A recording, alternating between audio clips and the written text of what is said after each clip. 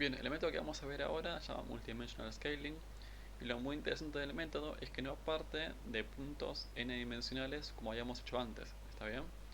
Lo que sí va a hacer es intentar representar puntos para los cuales solamente sabemos las distancias. Hay veces que por alguna u otra razón, en vez de tener, referencias absolutas de los puntos o de los objetos que estemos comparando, tenemos solamente cuán parecido o distinto es un objeto del otro. Así que, ¿cómo tenemos una representación vectorial de esas cosas? ¿Cómo tenemos puntos m dimensionales que representen esas distancias?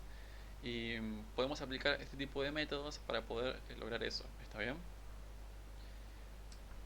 Como dijimos, partimos de una matriz de distancias. No tenemos las posiciones, tenemos una matriz cuadrada para la cual el elemento ij representa la distancia entre el objeto y el objeto j. ¿Está bien? Esa matriz la ponemos al cuadrado, es decir, la multiplicamos por sí misma. Una vez que tenemos eso, cada fila y cada columna la vamos a centrar para que tengan promedio cero. ¿Está bien? Una vez que tenemos eso, ahora sí calculamos la SVD. Y como vimos antes, la SVD la podemos utilizar para poder obtener las fracciones reducidas de esos puntos. ¿Está bien? Así que, por ejemplo, las primeras K columnas de U dan las coordenadas para los puntos reducidos. ¿Está bien? Sé que dijimos que antes era U por sigma. En este caso creo que es lo mismo. Cualquier cosa hablamos después, pero en definitiva es lo mismo. Es simplemente escalarlo un poquito o no. Y con este algoritmo podemos representar cualquier cosa que no tengamos referencia, pero tengamos las distancias. Y si queremos eh, aplicarlo para reducir dimensiones de puntos para los cuales conocemos la distancia, para los cuales conocemos las posiciones absolutas, también lo podemos hacer simplemente calculando para este conjunto de datos las distancias. ¿Está bien? Una vez que calculamos las distancias, nos olvidamos de las posiciones y aplicamos el método como siempre. ¿Está bien? Este siguiente algoritmo es un poco más flashero, con lo cual requiere un slide dedicado a motivar el concepto del algoritmo en sí. ¿Está bien? Entonces, como contexto, en teoría de grafos hay un problema que se llama hallar el corte más esparso. Es decir, que yo tengo los nodos y las aristas en el grafo y yo quiero poder sacar algunas aristas que me deje definidos dos grupos bien claros. ¿Está bien? Como que no quiero cortar una comunidad o un grupo muy denso por la mitad, sino quiero poder cortar dos grupos densos conectados por pocas aristas, de manera que corte pocas aristas y los grupos queden bien definidos, como que queden bien densos entre sí. ¿Está bien? Entonces, para esto hay una aproximación que es analizar la matriz de adyacencia. ¿Está bien? Y al utilizar la matriz de adyacencia, lo que vamos a hacer es definir el laplaciano del grafo. ¿Está bien? El laplaciano L va a ser D menos A. A, como siempre, es la matriz de adyacencia y D va a ser la matriz de grados. ¿Está bien? La matriz de grados es simplemente una matriz diagonal donde cada elemento va a ser el grado del nodo al cual corresponde esa columna o fila. ¿Está bien? Y una observación es que este laplaciano, esta matriz que tenemos acá, tiene muchísimas propiedades. ¿Está bien? Tiene muchas propiedades y es muy interesante cómo analizar una matriz nos da información sobre un objeto tan gráfico o digamos eh, tan, eh, tan intuitivo como un grafo. ¿Está bien? Por ejemplo, una propiedad que tiene siempre, poco interesante igual, es que el autovalor pequeño es cero. Pero una propiedad sí interesante es que la multiplicidad de ese autovalor cero nos da un indicio de si el grafo es conexo o no es conexo.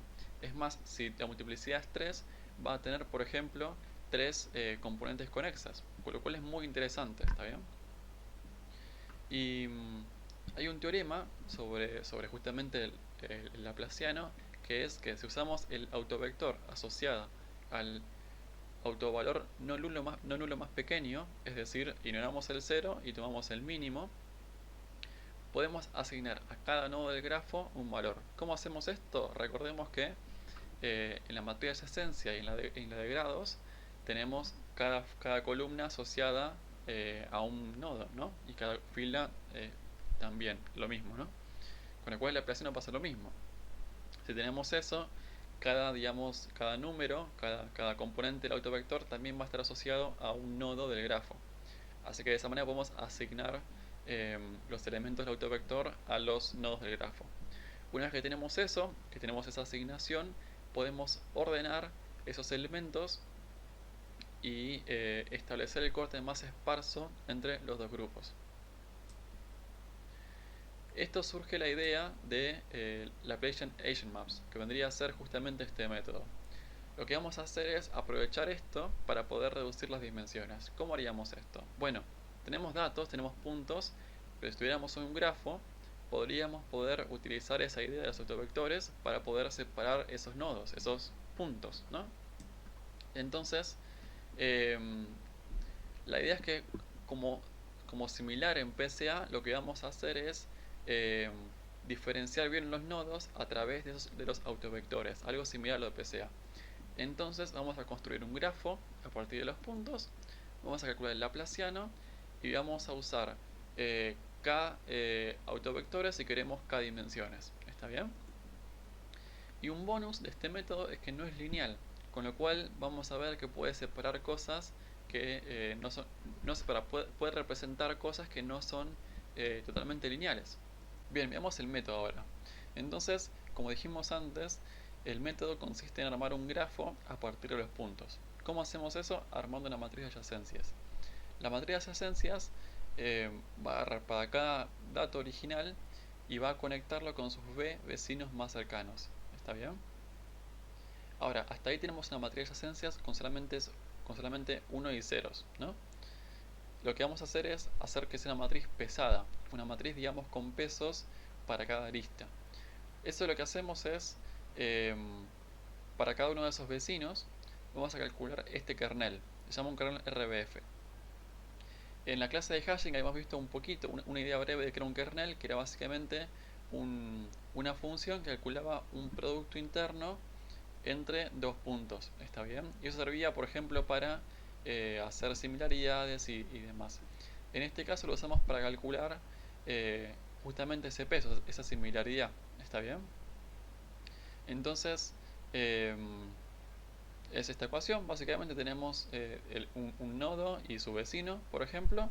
Calculamos con esta expresión. Esto va a ser una exponencial, así que es e elevado a esto. Y acá tenemos un parámetro, que es un parámetro también del método, que es el sigma al cuadrado. ¿Está bien? Creo que a veces aparece sin el 2 adelante. Es lo mismo porque modificamos el sigma y es lo mismo. ¿Está bien? Después lo que hacemos es calculamos el laplaciano para esa matriz que tiene las adyacencias con pesos. Y una vez que tenemos el laplaciano, hacemos la descomposición espectral, que es lo que dijimos de tomar los k autovectores más pequeños, pero ignorando los autovectores asociados al 0. ¿Está bien?